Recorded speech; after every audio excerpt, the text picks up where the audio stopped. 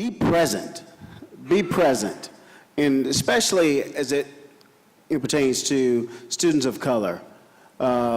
Be present. Make sure that you know those teachers. Make sure that you know that dean. Make sure that you know that principal.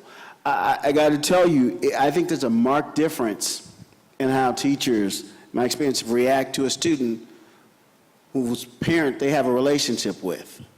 And certainly much less likely to label them when they have that relationship with the parent. Hey, Daryl, I know your parents, and I know they expect a little bit more out of you. Not, you know what, Daryl, you're a jerk, and you know you're going to be working at McDonald's. I think that's very important to be present. Also, I think this is important, and I talk to parents about this a lot, and I don't think it happens enough.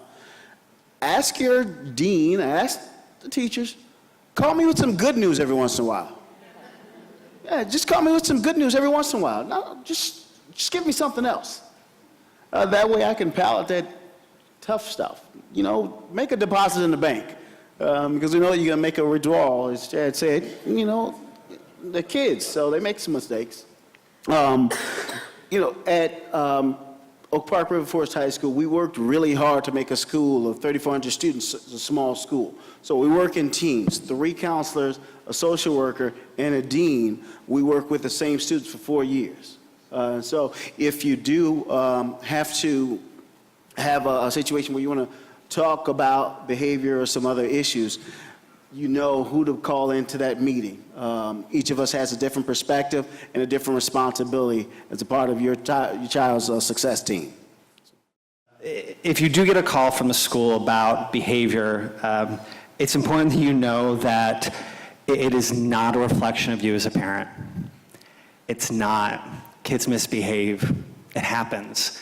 And so oftentimes there's that defensive wall that goes up immediately, and that sort of stops the relationship with the school. So, so much, you know, when I call home, it's automatically, oh, now what?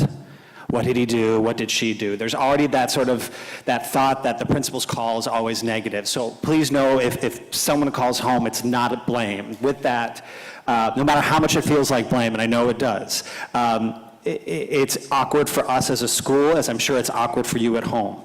So to Heather's point, relationships, sitting down and talking about it is the best way. If people are emailing you concerns about your kid's behavior, that's not sufficient. It needs to be a phone call and in-person discussion. So I'm going to link behavior to the multi-tiered systems of support slide. That is for academics as well as behavior. So if your kid is struggling and they automatically get that referral, and a referral after referral, something's not working in the regular education classroom. So the most powerful question you can ask your teacher is, what tier 1 interventions are you doing right now for my kid before we escalate it to a referral? What tier 1 interventions are you doing for my kid in the regular education classroom? That's a very powerful question. When my staff is asked that, they get big eyes because they know they should be doing something in the regular education classroom. So use that. There are tons of interventions that teachers can do, check in, check out. I mean, there's tons of research-based strategies, but what it's gonna take is a face-to-face discussion, 5 weeks of an intervention, knowing that your kid might make a mistake, and that's okay. We see kids make tons of mistakes before a behavior plan locks and works for good. So no, it's a roller coaster, no blame, but you gotta come to the table as partners.